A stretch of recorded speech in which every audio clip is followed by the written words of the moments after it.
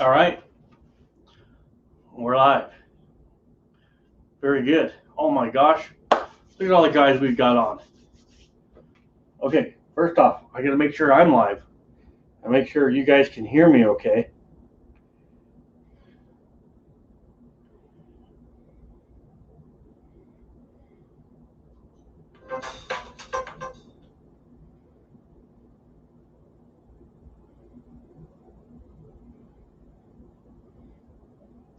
There I am. I'm live.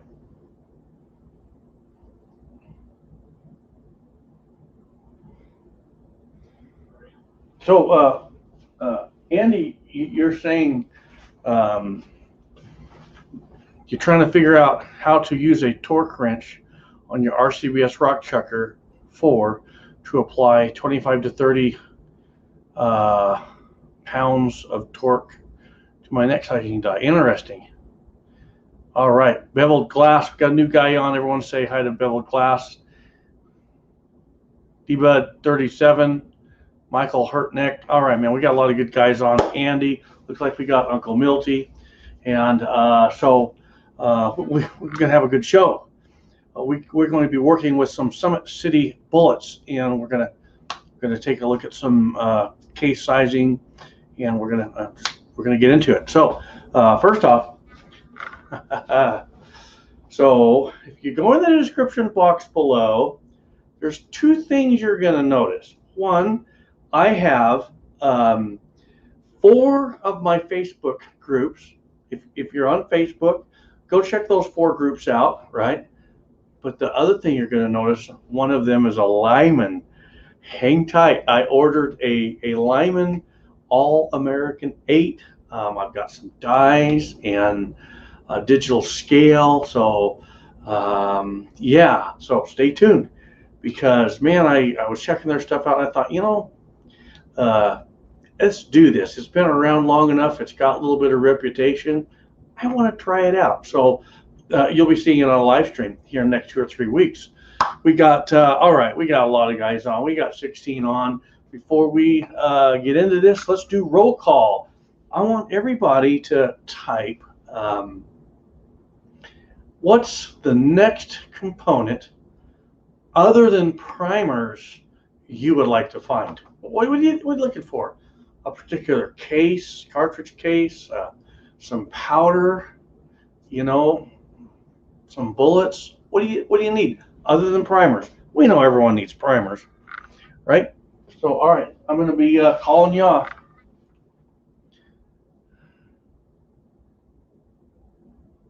You guys are great, man. You all get along. You all know each other like family. So, Andy says 24 karat gold bullets. D-Dub, D-Bud D37, 22-250 brass. Just had a guy the other day asking me if I knew where any of those cases were. Uncle Milty, or 30 carbine brass, Mountain TRD, 6.5 Grendel brass is tough to find. Yes, it is. Critter 9A, hey, the gang is all here. Yes, they are. Mike Meek, CFE powder. Drew Bradley, 6.5 PRC brass is finally to be delivered to my house. Oh, you're going to get that delivered to your doorstep. Very good. Michael Hurtneck, Lee 4-hole classic. Nice. Info Brothers, good to have you. Tacos and French fries, not a product, but a reloading class taught in person. Cool. I need to go to a reloading class so I can learn. Call me Goldfinger, that's funny. Okay, Reloader 762, hi everyone, hope all is well. Hoghead 69, yes, it's time to reload the Super Rep Tyree, Spear 45 ACP, 200 grain gold Dawson 45 ACP, nickel brass and 6.5 for, they need some nickel brass or 6.5 Grendel. So I will tell you guys, go check out Mojo Brass. They have, I hear he's got some 7.62 by 39. and I want to say he has some of this brass you guys are asking about. Just go to their website and you got a little chat box you can chat, or through Facebook they'll chat with you. So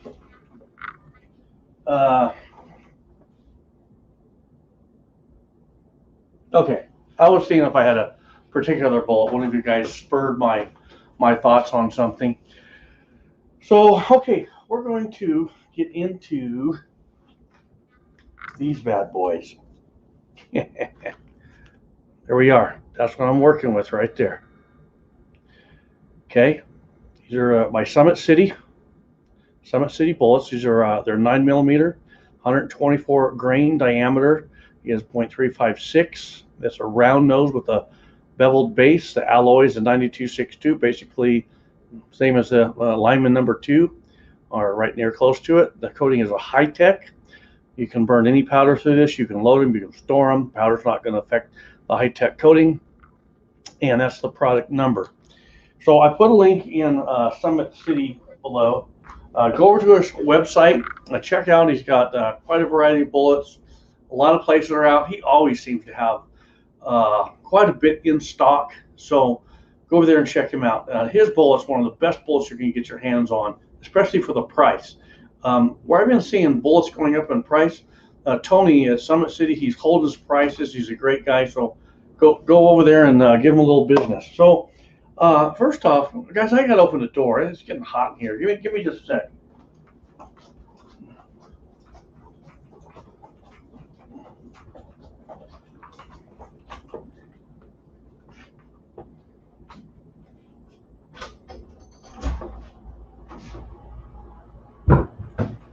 There we go. Let's do a little draft in here. So, okay, so the first thing with 9mm, what confuses a lot of newer loaders,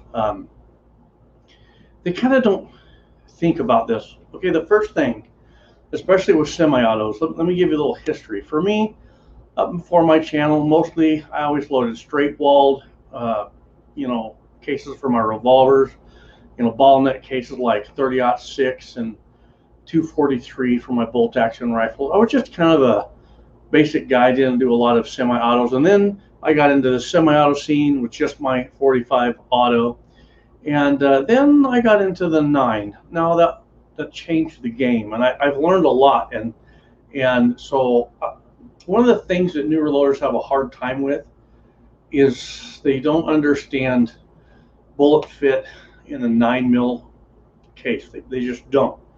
But when I kind of talk to them on the phone a little bit and we talk about dimension from the mouth to the head, then they get it. So what I want to do, I'm going to go into, I'm going to do some screen sharing here, and I'm going to go onto Sammy's website, and I want to point something out.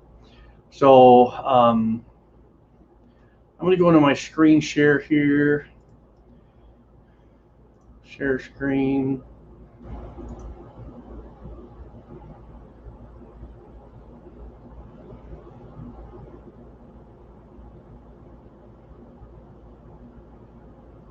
Okay, here we go. We're going to share screen. So this is Sammy's website here. I want to make sure that this is working through my smartphone.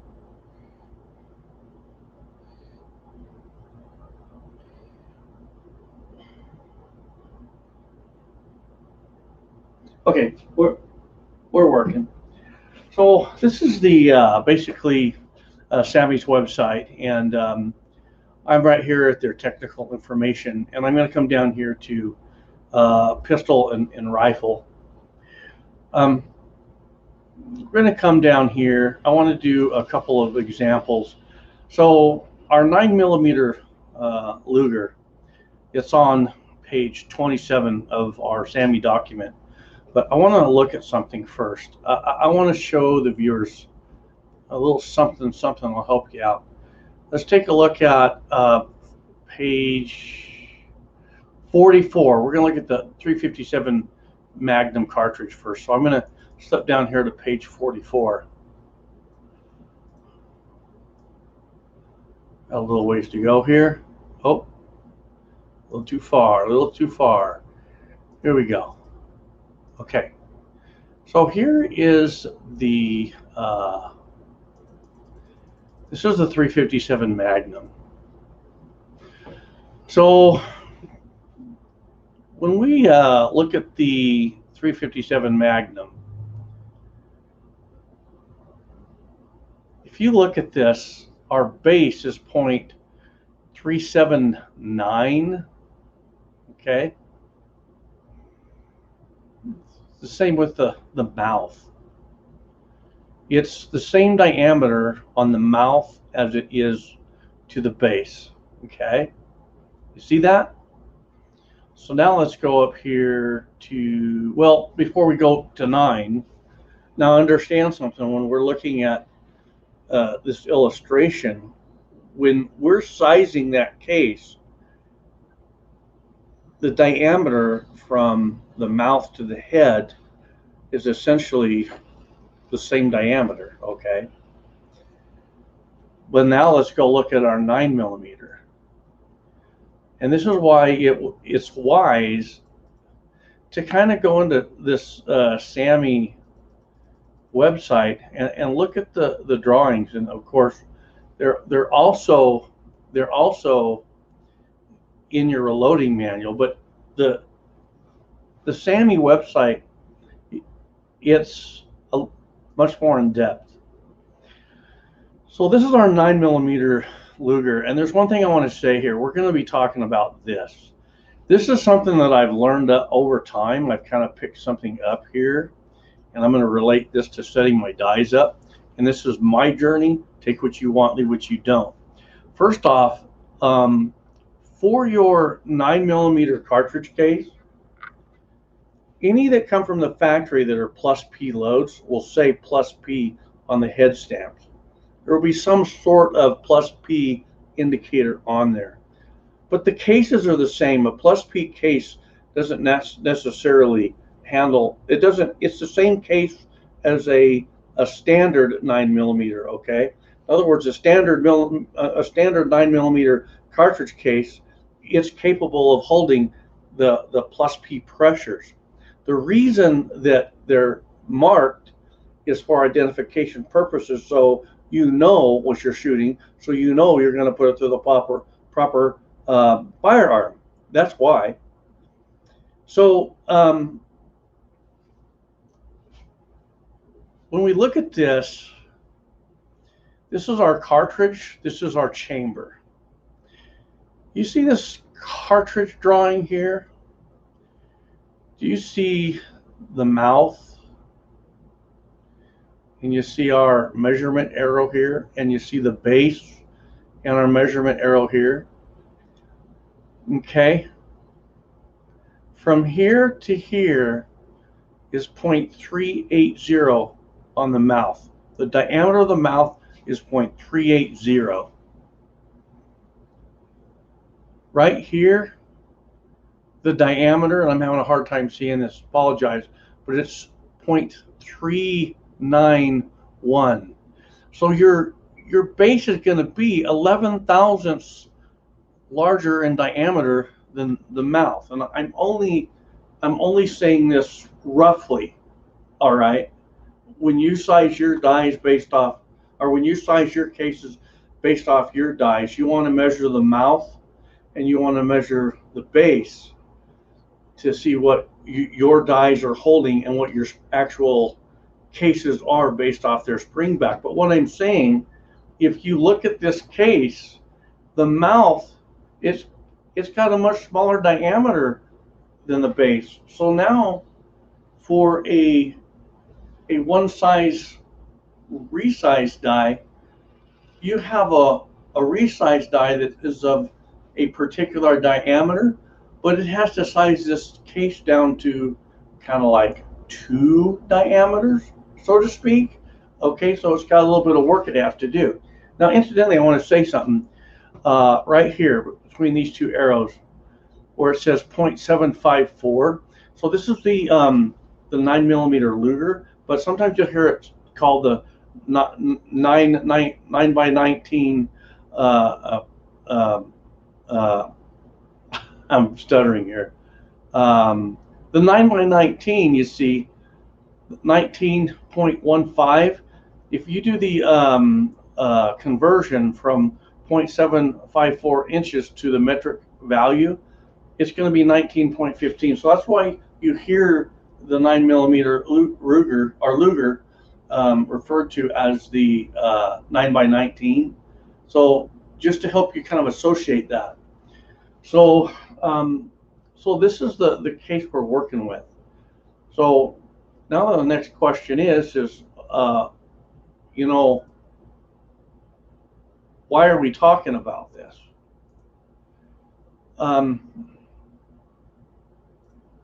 The reason we're talking about this is because I'm here to tell you, and I've always said this, the most important step in the process of reloading is your case prep.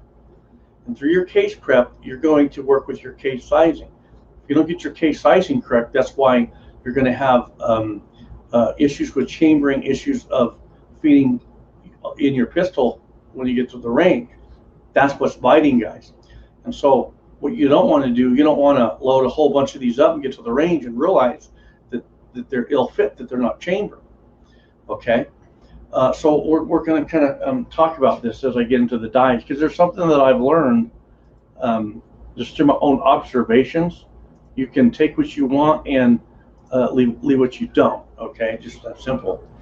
So, all right, I'm going to come up here like this, and I got to be very careful because I got my cord to my camcorder here stretched all the way. I can't pull it anymore. So first off, we're going to take a look at our recipe. This is the recipe I'm using. I'm not going to get through all these. What I'm going to do is get the die set up in the morning after church. I'm going to come out here and load these up, and I'll probably shoot them Monday with my SKS. So the first thing when we're talking about, okay, so now we got a bullet by a company that we don't have any load data for this. Well, we do. We really do. Here's the deal.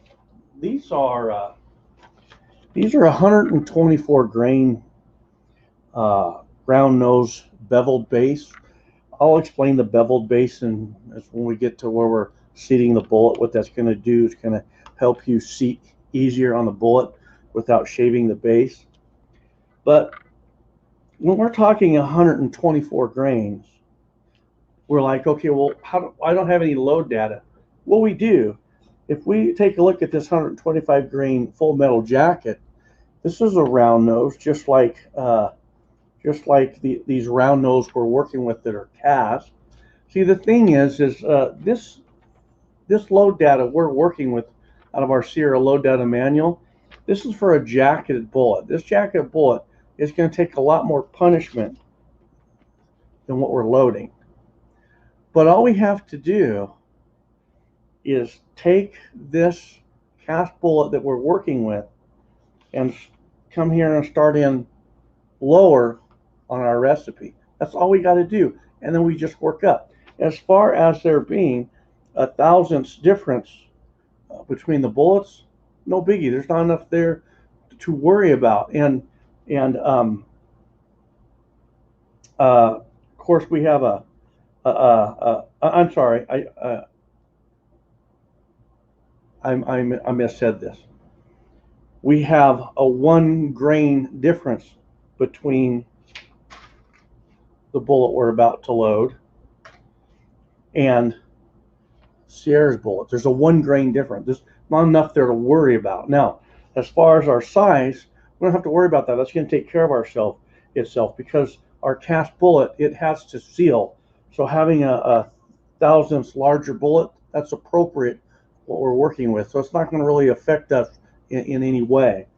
So just to clear this up, what I'm doing is I've got this 124 grain round nose bullet, and I'm basically going to use a recipe out of my Sierra load data manual for a 125 grain full metal jacket. This full metal jacket, it's a round nose bullet.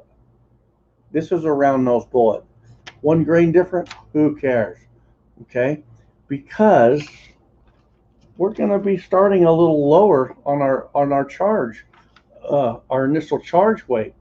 A lot of guys, they're worried that they're going to exceed the pressure.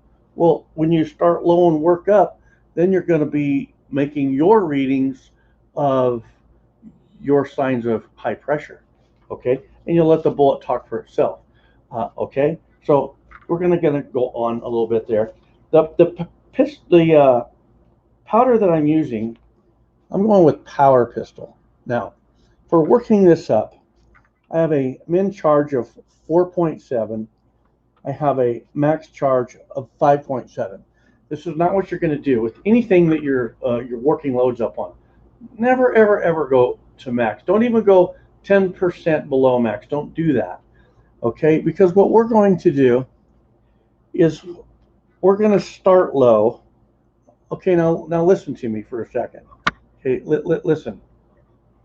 I don't know why guys don't get this, but they really don't. They don't get this. Initially, your first loads, all you're going to do is build them and take them out and shoot them. Make sure it functions. That's all you want. You're not looking for your shot groups then. Like right now, you're not going to be loading in increments of 0.2 of a grain and working. You're not going to do that. Because how do you know that your crimp's even right? You're going to go out and just test fire these. You're going to make sure that they function. Well, how do you know that your crimp isn't right? If your crimp's not right, then you can't even begin to look for the best shot groups, the best bullet powder combo here, right? So what we're doing initially is we're going to build these so they function. We're going to run this gun. Bang, bang, bang, bang, bang, bang, bang, bang, bang. Man, they work. So you're going to do the first 10 or the first 20. Like last week when I took my SKS rifle out, I only loaded up 10 of them. That's all I loaded up. And I went out and I ran those. I'm sorry, it was 12. I took 12 of them out there and I ran them and I made sure they functioned. I didn't care what my shot group was like. You know, I kind of played around to get an idea offhand at 50 yards, right? So now, once you get this to function, let's say you do this. You get 10 of them to function. You load 10 for the first time. You go out, bang, bang, bang, bang, bang, bang, bang, bang, bang, bang. No hang-ups. You save the last one, and you make sure that it's still the same length that it was. After it goes through all that recoil, you save the last one, and you don't fire it, and you measure it and make sure that the bullet hasn't set back on you. Then what you do is go load 50 of those and go out and shoot them. Just shoot them. Set you some still targets up, bang, bang, bang, and you're just making sure that gun really likes it, right? Make sure the gun likes it before you start chasing those accuracy loads. Now, once you know it functions, and you got to know it functions, you might be using this to save your life someday, pal. Look, accuracy is not going to do you any good if it don't function. You need 100% functionality. Once you have that, then you can begin working low and incrementing up, seeing what the what powder charge is going to give you the tightest group with that bullet. And that might not be the powder you want, but you've learned how to make it work. So once you figure one powder out, you got the next, okay? So there you go. So for me, I will tell you right now, I'm going for 5 grains of Power Pistol. I just know that. Now, look, I'm going to just tell you this. I don't compete. I don't do none of that stuff. I just go out and enjoy my afternoons when I go out and shoot. My wife likes to go. Personally, I don't really care about like tight shot groups with this. Can I just go out and bang steel, right? If I'm hitting my targets at 25 yards, trust me, I know that my groups are pretty good, right? If they were terrible, I'd say, oh, this is rotten. but my loads are pretty accurate. I'm like, I'm happy with that. I find the 5 grains, that works pretty good through all my 9s. See, that's the problem you have. If you're thinking that you're going to get this accuracy load, well, I have like I think like this many 9s. I'm not going to sit there and develop an accuracy load for each one. I'm just going to drive me crazy. So I just know this: 5 grains of power pistol, it performs pretty good, and I can go bang steel all day long, and I can just work on my skills, my tactical side, or whatever I want to do. So that's the charge weight I'm going to use, is 5 grains, and that seems to work just fine for me. So right here, power pistol, power pistol. Now, just so some of you know, I don't have, oh yeah, I do. I know I do. This stuff's the bomb.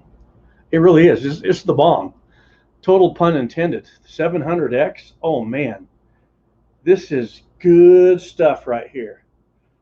Shotgun powder. It's a lot like Unique, but you use like a grain less, so you're getting more firings out of a pound. Or this isn't a pound. This is 14 ounce, but you'll get more loadings out of it. So I've been hearing the guys saying they're finding this.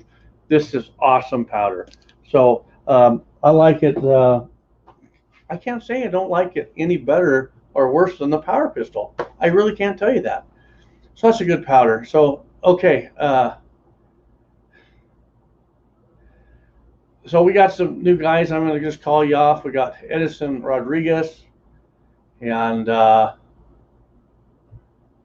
okay, and Drew Bradley's good to have you. I thought I saw another name up there.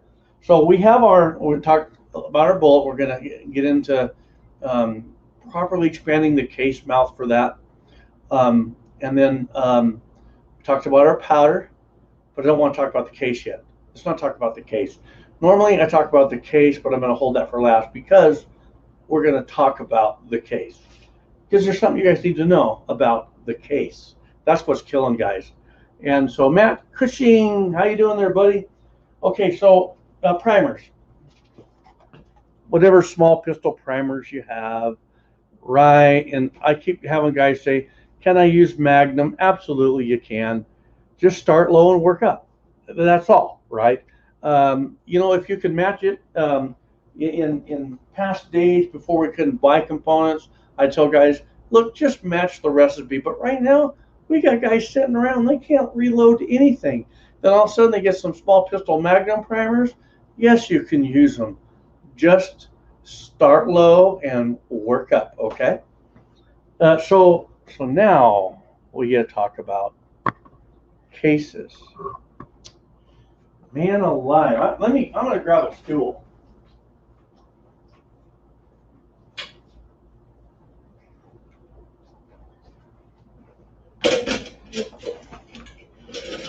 So I got to tell you guys this. I'm in a lot of pain. Right here. My neck is out, right? My back, between my shoulder blades, and it's causing my whole left arm to go numb. And I'm numb back there. So it's just one of those chiropractor things, But it's kind of like if I just rest my arm, it hurts. As long as I kind of keep moving it doesn't hurt, So if I look like I'm in pain, I probably am, But we shrug it off here. We're not a bunch of crybaby snowflakes. No snowflakes. I would ban a snowflake. Absolutely. Okay, we got to talk about cases. Okay, Philip Sutphen, welcome. Cases. I'm learning so much. I haven't even thought how I'm going to talk about this today, but we're gonna. So you notice I took you in and I showed you the SAMI specifications for the cartridge case. And basically, our case, from the mouth to the base, we have 11 thousandths diameter difference. Okay.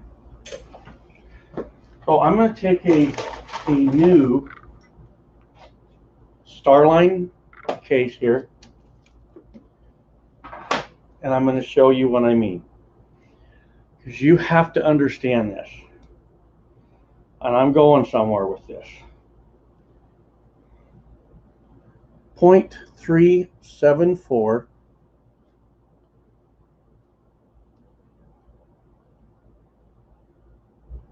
0.385. That's your 11 thousandths difference. Some guys do not understand this, but sometimes when we Skype face to face and I draw the picture, they get it.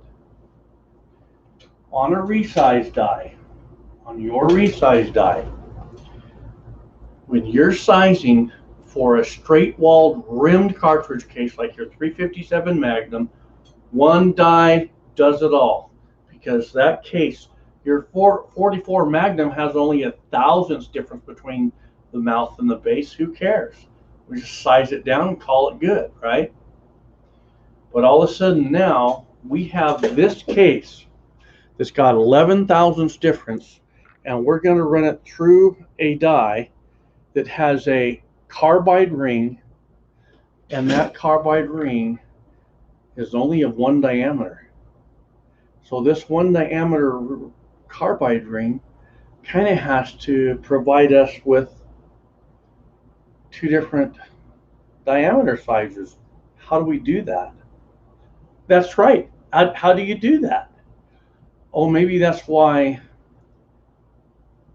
our chamberings are failing. But sometimes they're okay. Sometimes they chamber, sometimes they don't. Well, why? Okay. And what I'm going to be telling you is what I've learned personally. This is coming from me, Jack. No one else. If I'm wrong, I'm wrong. But it's working for me, and I'm going to share it with you. So we have, and I'm talking about your handguns, full-length pistol dies. It's basically your resize die is exactly like your dies for your rifles. No carbide. Let me get a light.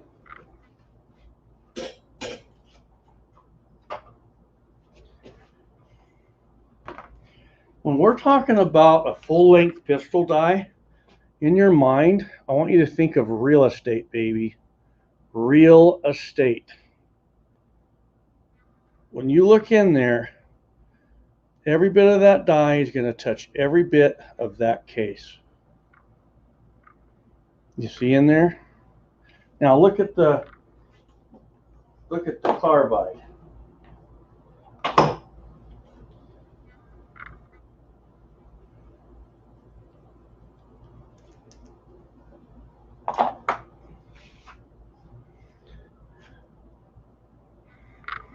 All you have is that ring.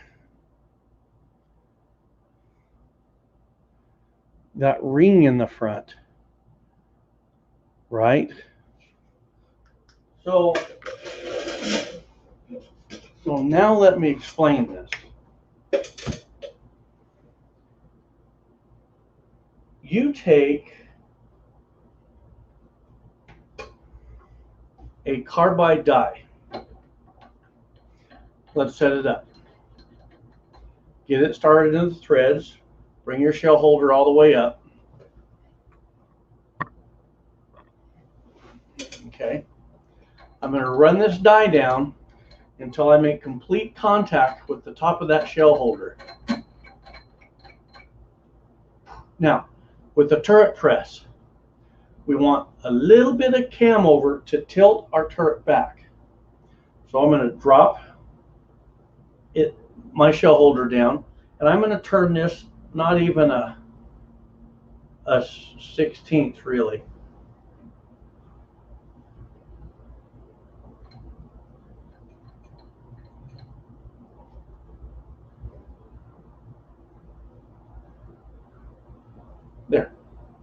So I have this die set up.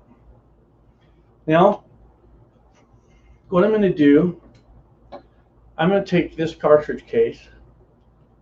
I'm going to decap it with my Mighty Armory universal decap die. And now I'm going to resize it. Now this is a carbide die.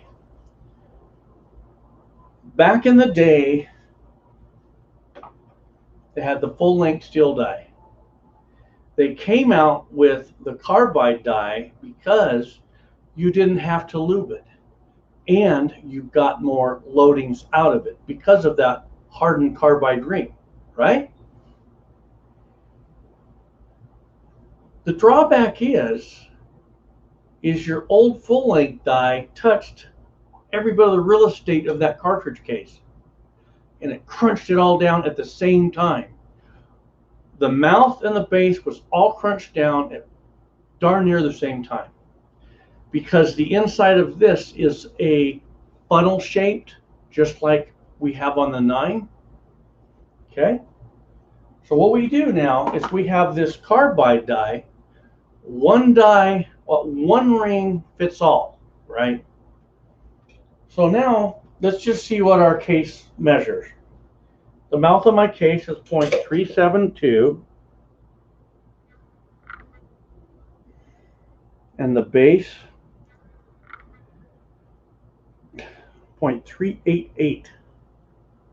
Wow. 7.2 and 8.8. That's 14 thousandths difference.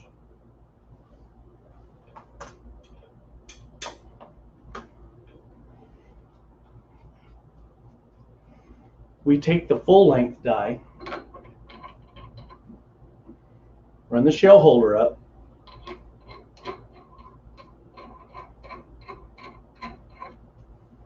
come all the way down and touch the top of your shell holder, drop it. Now I'm putting in a little bit of cam over so it absorbs the flex of the turret head, but now because it's a full length, I'm going to put a little more. You can't do that with the carbide. If you put too much cam over the carbide, you will break it.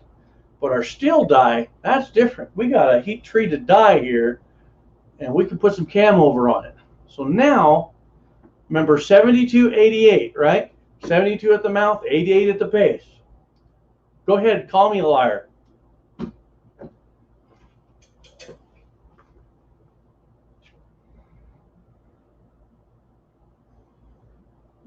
$71,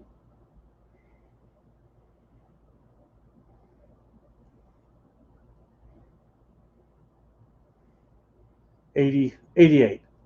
Okay, hang on.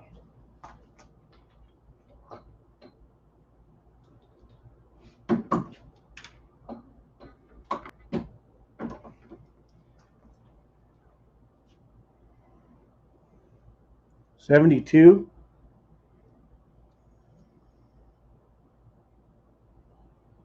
86.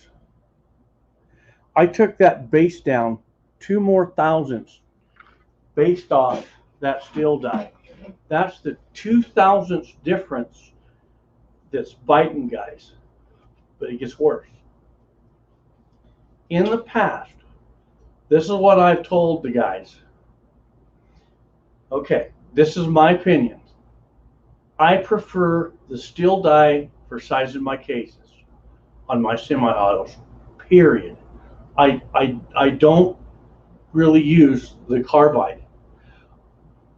But even with using my steel die, sometimes I would get some that wouldn't chamber, okay? So what I would do is I would put this carbide die in and the steel die. So this is how I would do this. Now trust me, I'm going somewhere with this, okay? This is going to solve so many of your problems. And I want to make sure I got my, I don't want to have too much cam over on my carbide die. Okay. This is how I was sizing my cases for the longest time. I would decap, I'd run them through the titanium carbide, and then I would run them up through the full-length die. Because every once in a while, I would get one that wouldn't feed. It was just driving me nuts. And it was actually more often than not. I couldn't quite put my finger on it. I was like, well, what's going on here, right? So there I have a case that's 7185. There we go. Now we're coming more into when we see that we utilize both those dies, bam, bam, it's really bringing it down to the dimensions we want, right? But then sometimes I would just run this full length die and I'd have no problems at all. Now wait. When I would get brass from the range, it was shot through different pistols. I'd come back, I'd get it all cleaned up, and I would run it through both dies. And it would pretty much operate flawlessly, right? After I shot through my pistols, I can come back and run through the full length die and they'll feed. And I'm like, that's weird. I want you guys to think about this. Remove, what am I trying to say?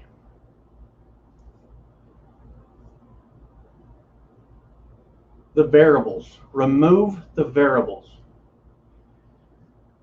The range brass that I was getting at the range, they were shot through multiple 9mm pistols from other shooters. I would come here, I would run them through, I would have to run them through both these resized dies to guarantee that they would function. But then I could run them through any one of my 6 9mm and I would only have to run through the full length die. I was like, that's crazy. Those are the same variables. I've got all these cases I picked up from the range case, and I get more of them that don't want to change. They really need to be crunched down on both these dies, but yet my cases, I only need to use the full length die. And then it dawned on me. When you have your cases and you're picking them up from the range, I came out here and I started going through my cases and I started noticing some of them with plus P stamps on the head. Those will bite you. Man, those will bite you hard. Those are the ones that when you run them through your full length die, they've got so much pressure. They got so much pressure put on them that when you size them down with your die, okay, you found this case out on the range, you picked it up with a bunch of others, you come here and you size it back, you pull it out, and guess what? That sucker springs back on you. Whoop! Because it had excessive pressures, right? That's the problem. That's why I got to thinking about this. I asked myself this. Why is it that I could take a brand new bag of Starline 9mm cases, load them up, go up and shoot them, bring them back and resize them, and go right back to the range and shoot them, and they all function through even my carbide die? Because I don't shoot plus P pressures. What did I tell you guys? I'm shooting 5 grains of powder pistol. Pop, pop, pop, pop, pop, pop. That's all I'm doing. Man, I'm not running what you guys call majors or excessive pressures plus P pressures. I'm really low. So going through my pistols isn't going to really be an issue. But what will nail you is all those cases that were plus P loads. There's something else that will nail you. I caught on to this. Cases you've picked up from other reloaders that they were loading them hot and they left them. Ta-da! Yeah, right? So where does this leave us? This is what I do, okay? Right there. I got a bunch of 9mm cases. I picked all these 9 up at the range.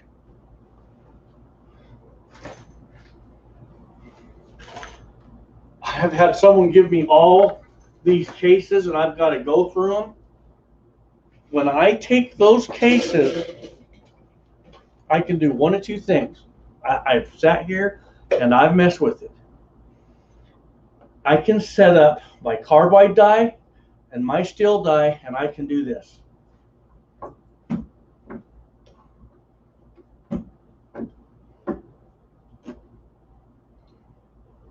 That case is now resized to where I need it. There's something else you could do. I know because I did it. Here's my full length die. Come up, turn it 180 out, and size it again. That case is now sized back down to its proper dimension. Now what I'm going to do, okay, let me tell you these. These I got off the range. Like, okay, just so you know, I'm not pulling anyone's leg. That's a Glock. You can tell it's got the Glock. You know, you guys just have to trust me. These are not mine. They weren't mine, okay? I'm gonna, before I size this, let's measure it. 0.387 at the base and 8. So we got 8 and 8.7. Okay. Now I'm going to go ahead and size this. I do it once. I spin the case 180. I do it again. This case is now ready for my pistols.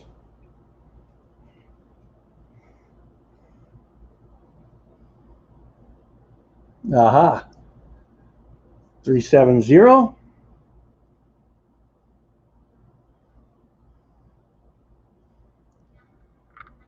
388. Now, that's going to be the best that we're going to get out of some of these cases. Now, my case gauge.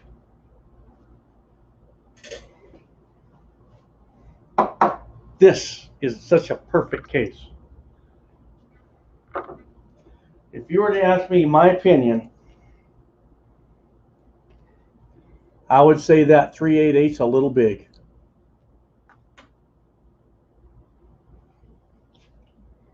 So would my case gauge. You see what I'm saying, guys? Now watch this. Now watch. I'm going to take this case that I just sized twice in that full length die. This just proves my point. I'm going to run it through this carbide die. That ring is a one size ring and it's going to nail the whole case. I come up here now, run it through my full length.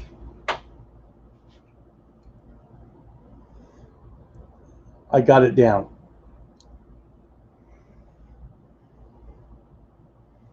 Seven and 8.6.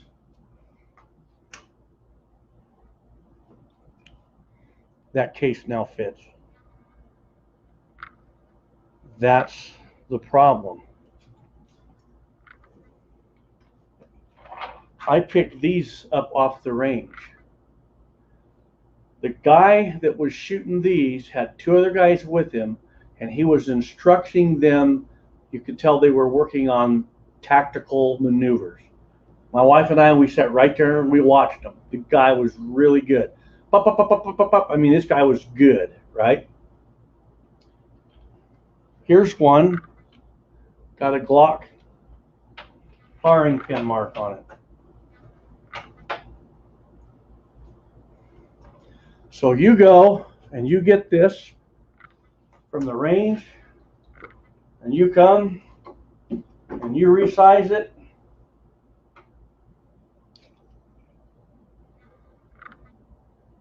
Well, that one worked. Some will work, some won't. That's the problem. The problem is like some guys, they'll load 100 of them up. 7 out of 100 don't work. That you can't have that. And this is where it is. See, look, we got 7-1 here. Nice. Now we're talking. 7186. Let's see if I can reduce it by running through both of these.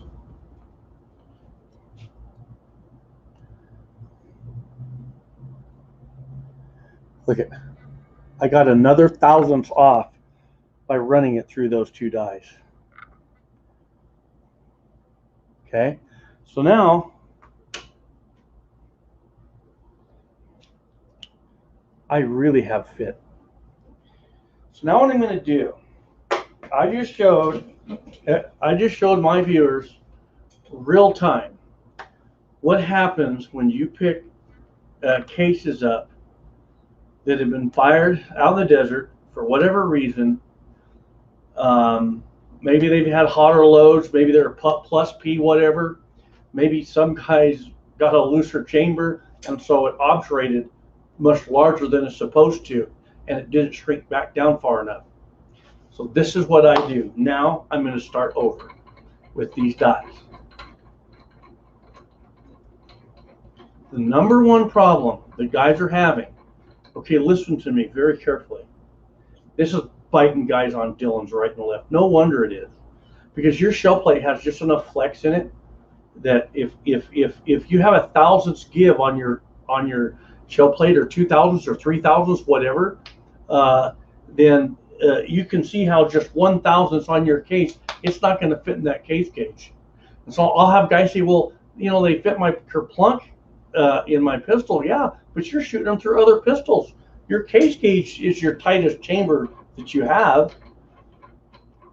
So this is how we do this.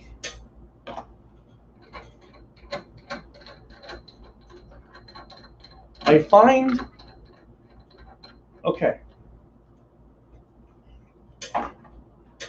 I have 2 sets of dies. You can purchase them either way you want. There's a link in the description box below. This is one set. This is the full length die. Okay.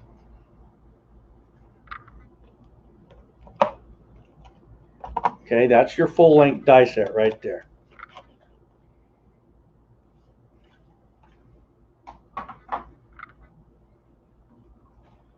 Then this is the titanium carbide. Both of those are in the link below. You can purchase both sets like I did, okay? Or you can do this. Purchase one of the sets and then get a hold of Redding and tell them you want the resized die out of the other set. And they'll give you the number, they can sell it to you right there, they can ship it to you. Ultimately, you want one set of dies with 2 resized die. One is going to be your carbide, the other is going to be your full length. This is how you'll do it. You will take your carbide full length die. So you can see the carbide ring in there.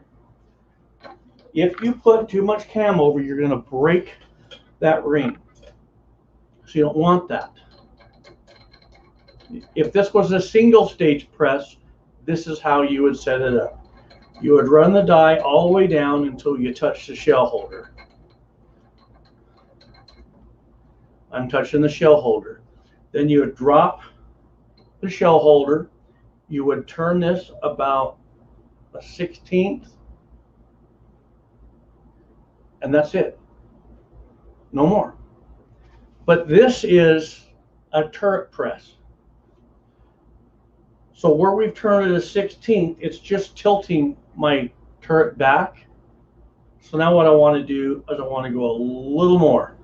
Just a little more, not much more. And now I want to tighten that down right there, okay? Get her tightened down. That's our first die. That is the carbide die. The next one is the full length. This one is it's a 1 diameter carbide ring, and now we're going to hit the whole thing with this. What's going to happen is when you go over with the carbide ring, as you size the die and you come off of it, it's going to have some spring back, right?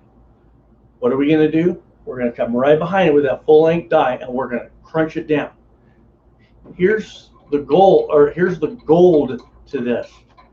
Once you do all your cases, you don't have to do both of these each time.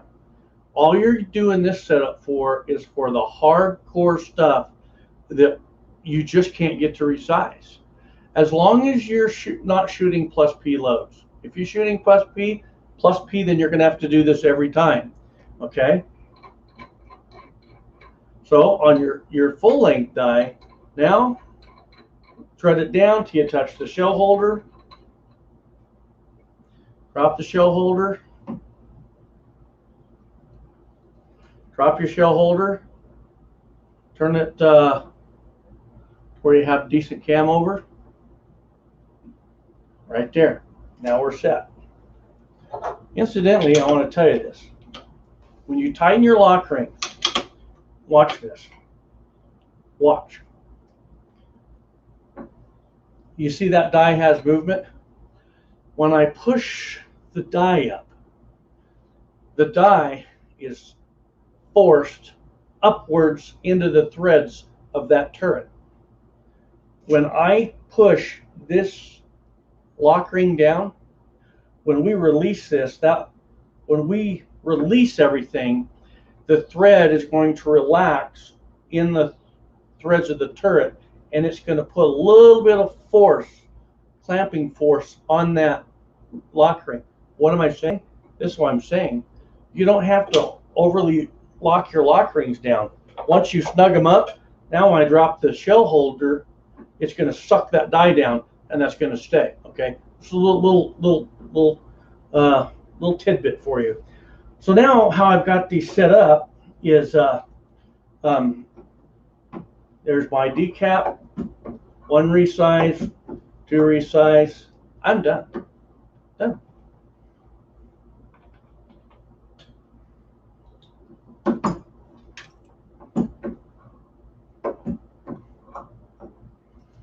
It's like that. I'm telling you, I've been messing with this for a long time. I have tried to prove myself wrong and only ran one of the other die and went out and tried to function check it. I'll have 2 or 3 out of 10 that won't function unless they went through. Once I load them up and run them through my stuff, then all I use is the full length die. I never use the carbide die on. Once I do this, then everything is ran through the full length die. I believe in the full length die. That's what's going to get your cases back to the proper dimension. I want you to kind of, in your mind, put 2 words in your mind: proper dimensions. I'll tell you why. The carbide ring, it works, okay? But it was designed for you to get more reloads out of, and so you won't have to lube your cases. But that full length die, it's going to size every bit of that real estate back to the proper dimensions. In my mind, I don't see how I can take a 1 size resize ring that has to put the mouth 11 thousandths difference from the base and come out with a case that's to proper dimensions. But the full length I can, because it's milled to match. Okay, it's machined to match. So there we go. We now have 10 cases that are properly resized, and they're ready. So when I go and I shoot these cases out of any one of my 9mm pistols, because I don't do crazy pressures, you know, if you're competing, that's one thing. I get it. And there might be other reasons that you want to get your pressure and velocity up. I get that. But if you're just out banging steel, think about it. Extra pressure It's going to put extra wear and tear on the pistol. It's going to reduce the life of your case, right? And you're going to use more powder, right? And in some cases, excessive leading in the barrel. So really, if you don't have to run those excessive pressures, don't. Just keep them mild can be wild, right? So there you go. So now what I'm ready to do is I'm going to set my expander die up. Expander die. I'm going to stand up. I got to stand up because my arm's killing me. If I sit down, my arm's going to drive me nuts. So now we have our expander die. So we're going to do this. We'll take our the expander stem. That's the expander stem. This is the expander die body. So you can just remove this stem for now. Okay? Don't get it dirty. So in the next hole in your turret, run your shell holder all the way up. Run that lock ring all the way up on the thread. You're going to run it down. And what you want to do is when you set this up, absolutely you want cam over. And okay, on a single stage, this is how you would set it.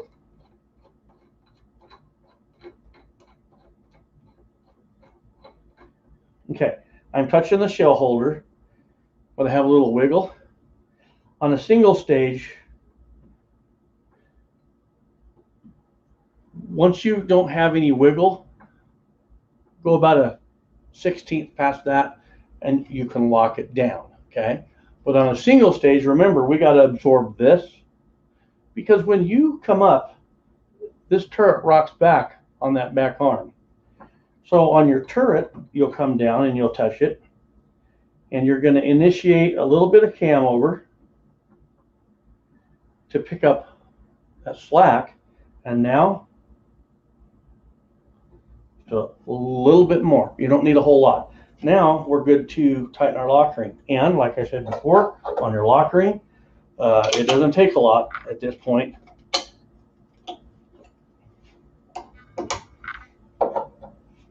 Once I release that shell holder, it'll suck that die down, and that shell holder will be, or that lock ring will be good to go.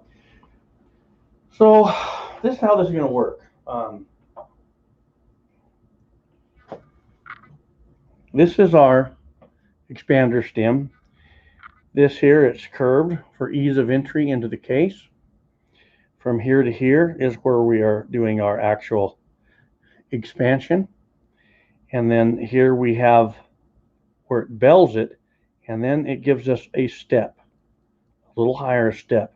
That step is going to help you to seat your bullet just perfectly aligned with the cartridge case. It'll be concentric to it. So what we'll do is we'll just get this started, okay? And now we're going to take a cartridge case, all right? Learn your terminology, cartridge case. When we're done, we'll have a completed cartridge, or a cartridge, right? So now we've got this size. We're going to run this up.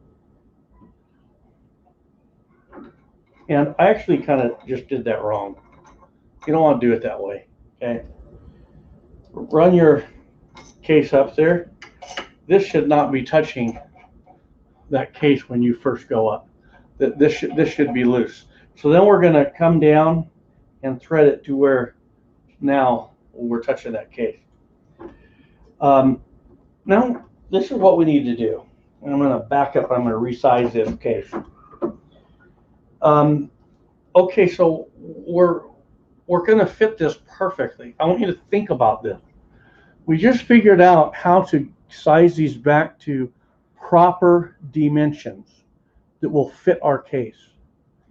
So now what we want to do is everything we do, we want to do it to perfect dimensions. So we're going to take a measurement of our case mouth, 371. Let's add 12 thousandths. That'll put us at 83. For no, I'm sorry. I'm sorry. We're working with an oversized diameter bullet. I'm looking at comments. If we were working with the Sierra bullet, like a jacketed or something from Accurate Outdoors that's plated, something like that, you would want to expand about 12 thousandths. But because we're working with the cast bullet, let's go roughly 13 to 14. Let's see if we can pull it off with 13 thousandths. So if we add 13 thousandths to this, that's going to give us 384, right? So I'll run my case up, okay?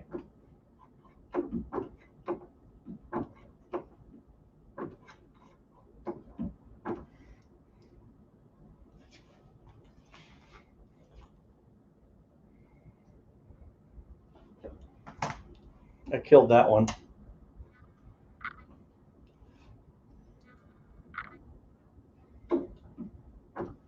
You guys can call me Hot Rod, it's okay. Okay. I'm at 77. We want 84.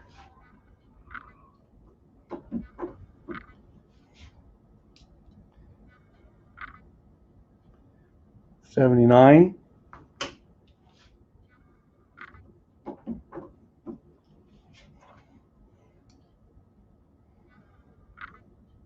81.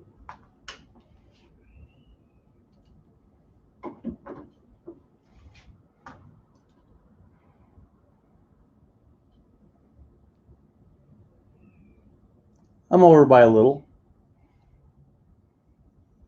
Not much. I'm going to set this one aside. This one that I way overexpanded on, get rid of it. I don't do that too often, but sometimes I do. I'm going to take another one. I'm going to measure the mouth once again. I'm sitting at 71. That's another thing. When you use both these dies with your range cases, your mouth diameters will come in a lot more consistent. I totally believe in it. So now let's see where this comes. Okay, I'm at 81.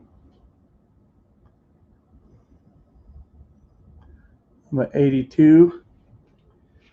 Boy, not much. Not going to take much.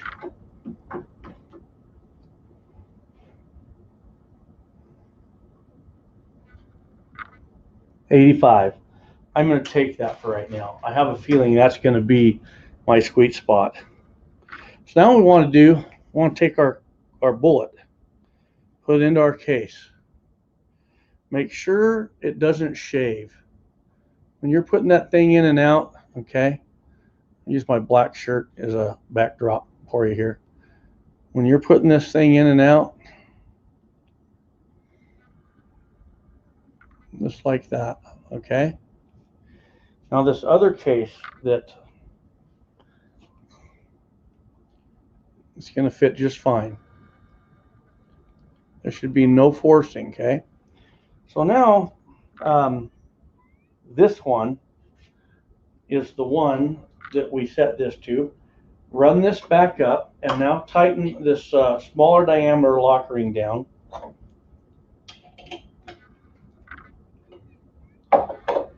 And we're set. Now we're set for expanding the mouth of our cartridge cases. So now let's just go ahead and no, I'm not gonna do a live one because I don't want to have to mess with the powder. The priming and the powder is never really the issue. The issue is getting our dies set up. The issue is chamber fit. That's it. Once you can figure that out, anyone can figure the powder out. If anyone has questions on powder, I can talk about that. That's not a problem. So now we're gonna go ahead and take a look at our seat die. Don't seat and crimp on the same die unless you're gonna off adjust it. And in other words, this die has two functions. It has a seat and a crimp. but you don't use them together. You can do it, but it's very finicky. The reason you don't seat and crimp in the same step is because, think about it. When you are seating with this seat stem and you're pushing the bullet down, when you're pushing the bullet down, for a brief moment, when it crimps, when it begins crimping into this die, the bullet is still in motion and it tends to want to buckle the case. It doesn't really do it unless you happen to have one case that's a little longer than the other. Then you'll see the buckle. Okay, so we're going to set this die up to go ahead and crimp. I'm going to show you how not to do it, and then you'll understand how your crimp works. So I'm going to take this die and run it all the way down. Okay, and I'm going to grab I'll just kill one of these cases. I'm going to kill one of these. If I was to run that die all the way down until I touch the shell holder, okay, did you see that? So this is the seat die. This is what seats, this is what crimps. If I take this die and I adjust it all the way down till it touches the shell holder, and I just run it, this is just a range case that I cleaned up.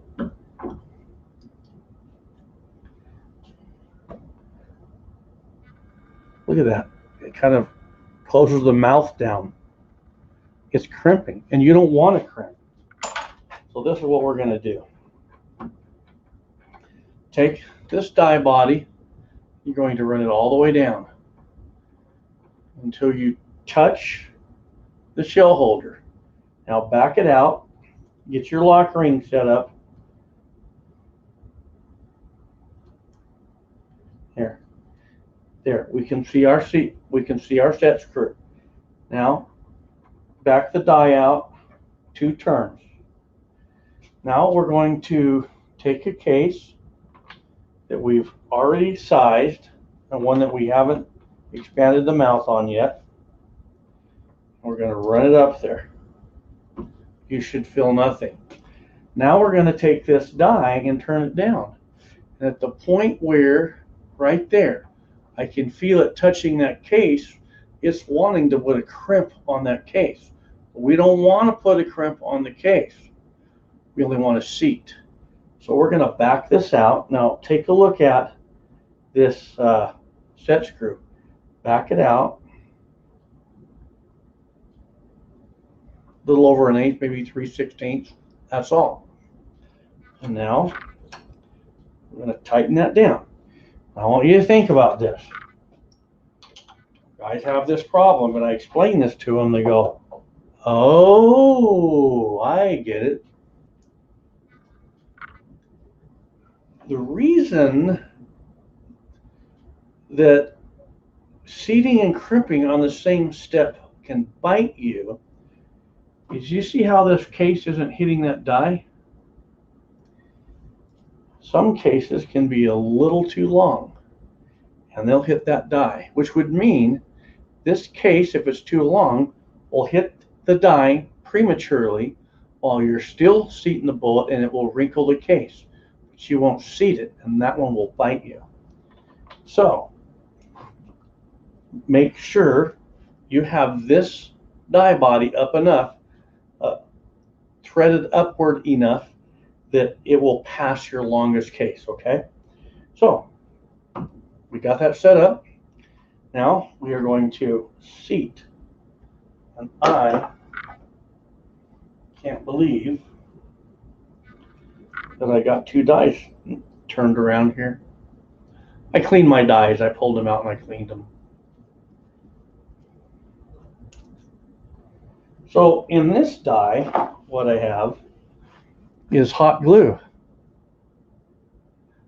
That's hot glue.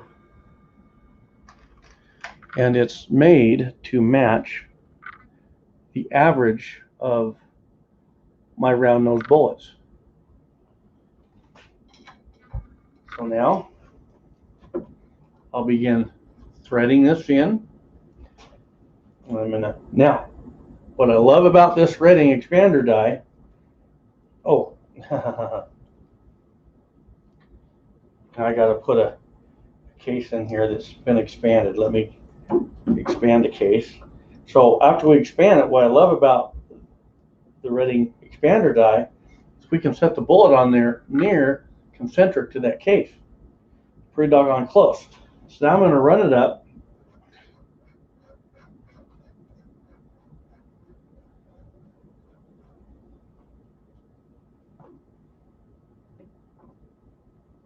I want 1.090.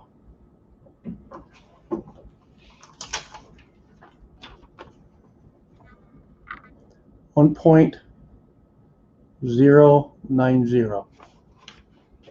Okay.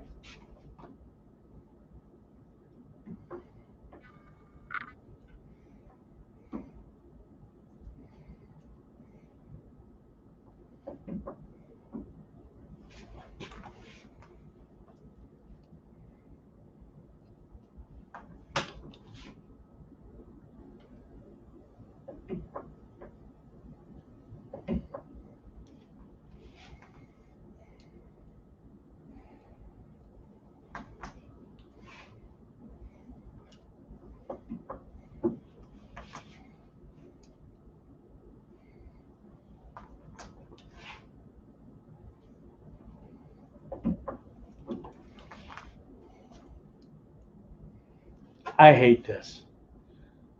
I hate digital. I do. I like to take those things, and I only got them because it's easy for you guys to see. But man, oh, look at that. Ooh, boy. See that? I want 1.090. I got 10/26 thousandths to go. I love this. It's just what I'm used to reading. It's just what I grew up on. I use this to gauge how I use this dial to gauge with that. That's what I do. Look at that. I got 6 thousandths left to go. That'll give me 3. Oh, I overshot it. Overshot it by 2. Oh no! I'm getting cocky. Okay, that's okay. I don't mind. Okay. I'll re-expand the case.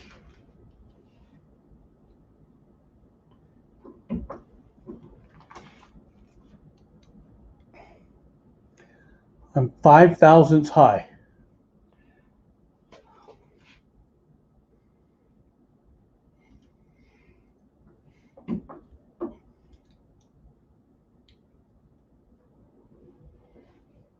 Ta-da!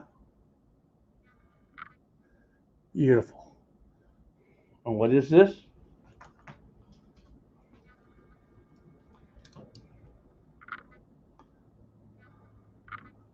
Close enough for this cowboy. That's close enough. So now what we got to do is we got to set our taper crimp up. And it's just this easy. Okay. This is why I'm a fan of the Turk press. I love it. Because, you know, on a single stage, once you seat all the bullets into the casing, then what you do is you pull the seater out and you just adjust this die down to crimp. And this is how you would adjust this, the same way as this. So we'll run our cartridge case all the way up, and I'm going to just run this die down. You see you got wiggle? Okay, drop the shell holder, turn it an 8, bring it up. I still have wiggle. Drop the shell holder, turn it an 8, run it up. I still got a little wiggle, not much. Drop the shell holder, and I'm going to turn it even less. Okay, right there, right there. So now we got the wiggle out. Get your lock ring to where you can see that set screw. That's your gauge. Now drop your shell holder and just go an eighth.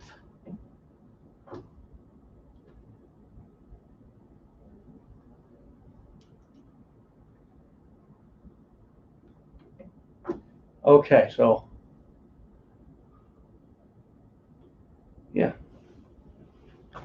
you can kind of see beginnings of my taper crimp.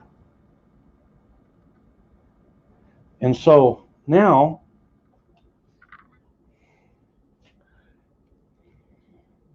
checking the case gauge.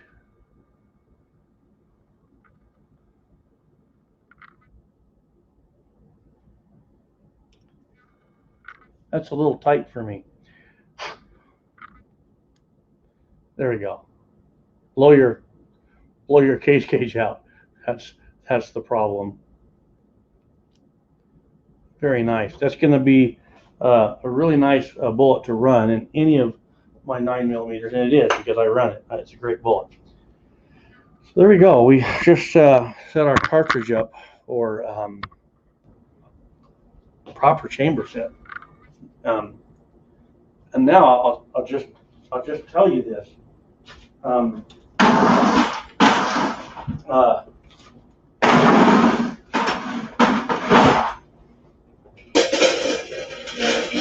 Technically, in my mind, these are not proper because of that carbide die, but it's close.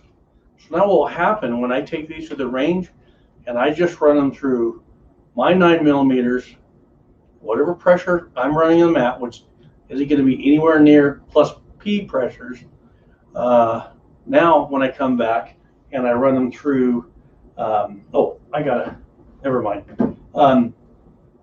When I run them through, again, all I got to use is the full length die, and I'm gold. I'm good. I don't have to use that carbide die, and so from here out, then they'll all be pretty close to proper dimensions. The only reason they're not going to be perfectly close is one, they're different head stamps, right? And they were shot through and will be shot through different pistols because I have different nines. But it's going to be a lot closer than what they were. And because my pressures aren't as high, I'm just running moderate pressures, I'll be able to resize these now, and they'll just function just like that in all my pistols. So there we go. That's pretty much what I wanted to cover. Is there any questions on what I went over? I'm glad to answer it. And I can, if you want to see me resize and make measurements before and after, I can do that. So the board's open for questions. How did I do? Did I do okay?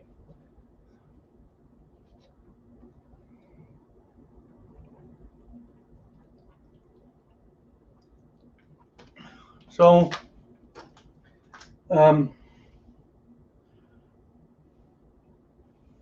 Andy says the 9mm indexes off the case mouth, not the case rim. That's kind of funny though, because your extractor, it does dictate how much that case is going to move. Your length of the case will dictate your headspace, but with that extractor, it also dictates how much it allows movement. Thank you, AR. Thank you very much. So, any last questions? I have some Papa Murphy's pizza we're going to be cooking after this, and my pizza, we got two of them, but the one I'm eating is going to be a thin crust cowboy with extra cheese. What do you guys think of that?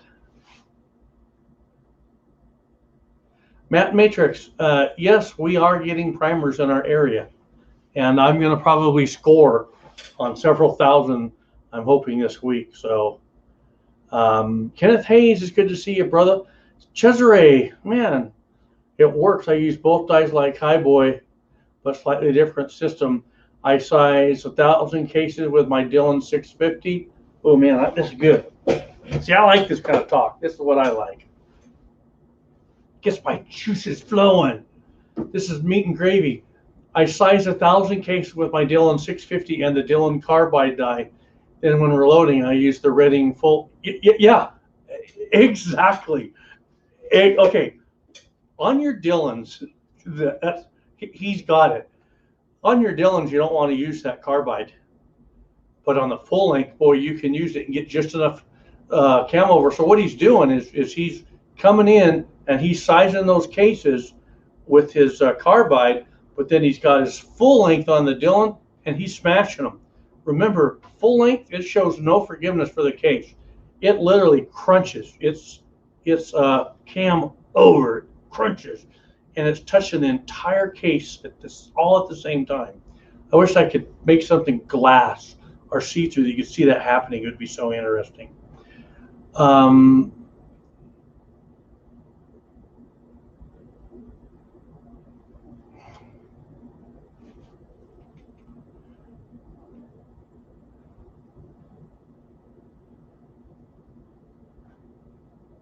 Okay, Drew is saying, although the dies with carbide sizing rings have a great lasting wear factor, but not lubing doesn't put stress on the extractor ring. Not sure what you're saying there. Technically, you can lubricate for your carbide dies. Your full length dies you want to lubricate, but as you see on my 9, I don't, because it's your case is like this on your straight wall. Oh, you're like, if you're using a full length die for 357 Magnum, you'd better lube it because that case is like this, and you'll run that whole case up and you'll stick it and you can't pull it out. But where your 9mm, we're like this, come out just fine. 45 is just fine. If you feel like your 45 is a little tight, put a little spray lube, call it good. Whatever you want to do, but make sure they're clean. You want to make sure they're clean.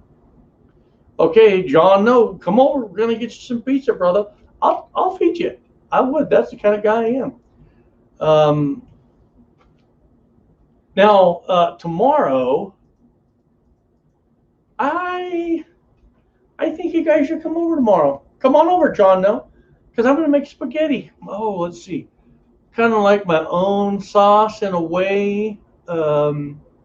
Of my own seasonings. I do use some store-bought, but I add to it and I get it thick. It's going to be really good. And then I will have these meatballs. I'll make these meatballs up with my seasoning, and I'll sear them, and I'll slip them down in the spaghetti sauce on the bottom, and they'll just cook. Now, I'll do 2 sizes of meatballs. I'll do small ones for my wife and big ones for the men, because I like big meatballs. I do. I like to cut them like a steak, big old mouthful of meat. I'm like a grizzly bear. And then Monday, I'm going to do some St. Louis ribs. So you guys just come on over for the weekend. You can all load in here. We can go shooting Monday while we're smoking ribs, and we'll come back and I'll feed all of you. It's not a problem. John lives in Dallas. He's the one that can barbecue. You rip off. You're the master.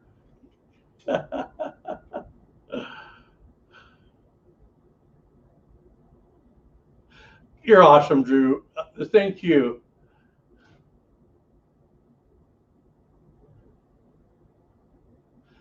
Just so you all know, Sportsman's has been getting primers in, and they're only like $24.99 a thousand. Hopefully, I should get some this week. I'm going to hit every Sportsman in my area every day that I can.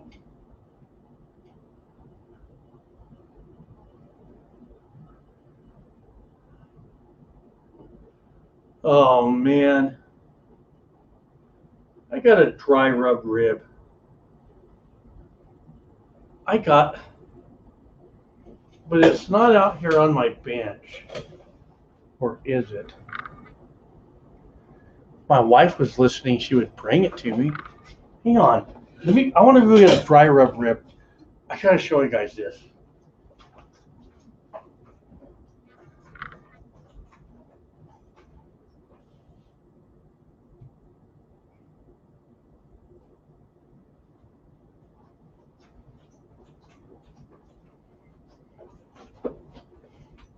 I have over 20 different rubs. I've been trying them all, and hang on.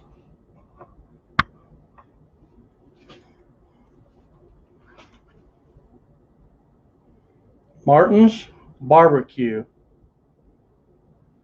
in Nashville, Tennessee. Oh my gosh. If this was the only rub I had for all my pork, I'd be fine. I would. This is hard to beat, and I'm going to put an order in for this. I'm pretty sure they ship. They'll ship. You can buy it online. I'm going to order several of these for Christmas gifts for my family. But yeah, get online and go check out Martin's Barbecue. Look at their Pat's Hot Dust and order it. Oh my gosh, you got to order this. You would love it. And you know what? I sprinkle it on a lot of things now. You making a burrito, put it in that meat, get it all cooked up. Oh, it's so good. You know, you're just gonna barbecue your steak, get that on that steak. Man, it makes all the difference in the world.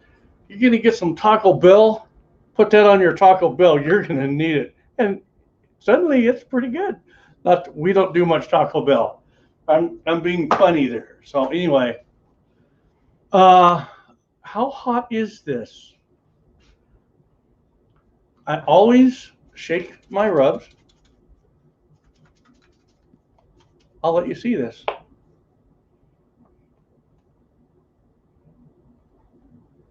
You know what? You know how, like, when you advertise for companies on your channel, they should pay you.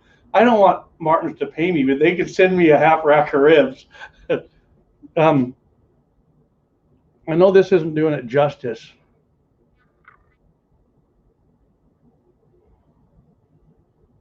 I'll tell you what I don't like. I don't like no nonsense hot. I don't like, it's just crazy hot with no flavor. This, it's like, oh, it's warm. Oh, it's got a great flavor, and it just keeps building and building and building. This stuff is good. Oh man, I want to go to Nashville, Tennessee right now. Go check it out, Martin's Barbecue. And if any of you get it, when you come back on a live stream, let me know. Let me know. I want to know. Okay. It is, John. It's good stuff. It is.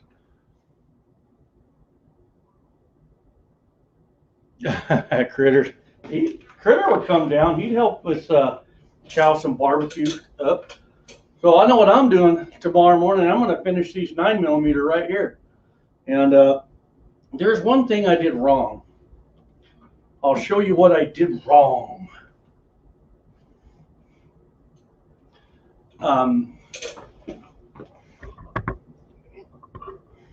After I got my crimp right,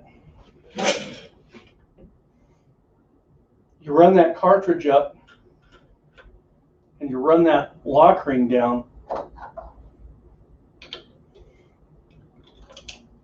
and you tighten it. Now, if you guys notice that, like, sometimes these fit and sometimes they don't, not all the Redding lock rings are the same diameter, so some of them I kind of got to angle this a little different. This is a pretty handy tool, really. I'm going to have to just kind of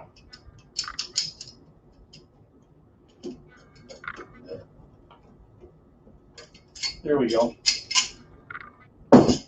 Now I'm ready to load these up tomorrow. Just so you know, so there's 2 rounds. People wonder, what do I do? I'll save these, and every 2 or 3 months on my channel, I'll have like 10 or 20 of these, and I will break them down, and I melt my lead down because I kind of into casting. I don't do as much as I like because I'm too busy. But there is a loss on my channel. I do lose components that way, you know. I don't mind losing cases though, because I find so many in the desert. So, and I get to reuse the bullets. It's all good. Andy790Z28 says he made air fryer chicken. Wings came out so good. Wow. Critter, I did 80 miles an hour down I-30. Critter. I still have the taste of that Pat's hot dust. Oh, that's really good. And I love a soda pop with stuff that tastes like that. I can have a bottomless soda, no problem. So it's 5:30.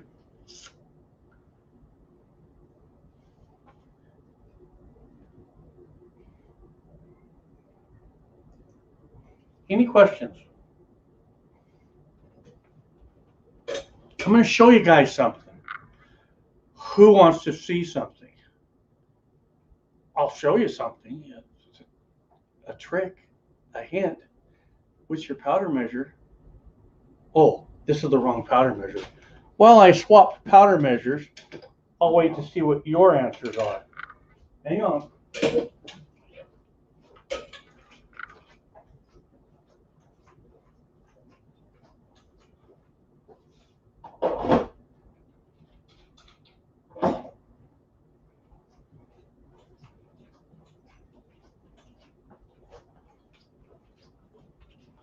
Okay, we got a thumbs up and a yes, and I'm hungry now, says John.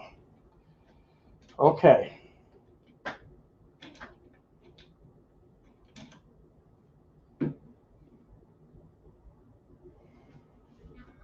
So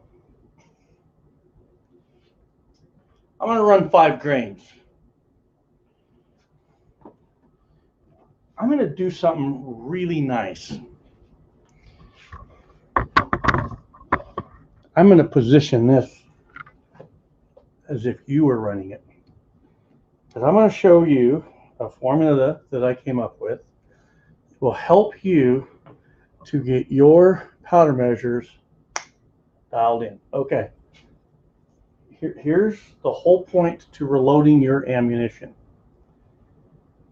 You want, let's say you develop a premium round. You have to be able to go back and duplicate it. So now when we understand how we size our cases back to proper dimension, when we expand, we're only expanding, say 13 thousandths, 12 or 13 thousandths over, right? And then when we seat, then we crimp on a separate stent. Everything that we do in a way we can repeat it, and it's about numbers. Okay, so I dropped my. I'm sorry. I guess I better mail those to someone. So everything we do for a purpose. Well, now I want to measure 5 grains of powder. Okay, this is my Reading Competition 10X pistol and small rifle powder measure. It's the Competition 10X pistol and small rifle. I call it my 10X. This is my 10X. This will measure somewhere from 0 to 20 grains, right in that ballpark. Okay? So I'm going to show you something. First off, on my Readings, you'll see I have my okay, I'm gonna have to do this different. See how I don't have my handle down here. I have my handle to where it's at the top.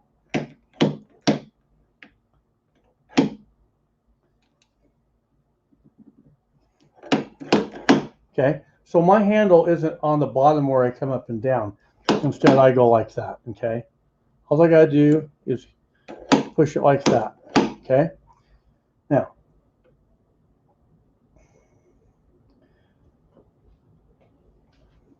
watch.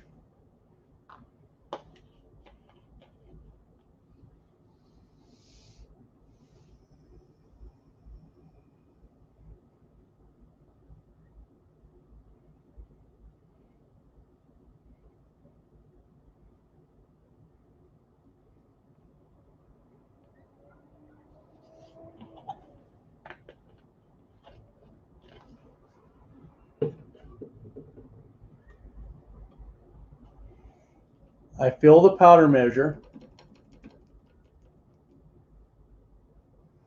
and I'm going to extend this micrometer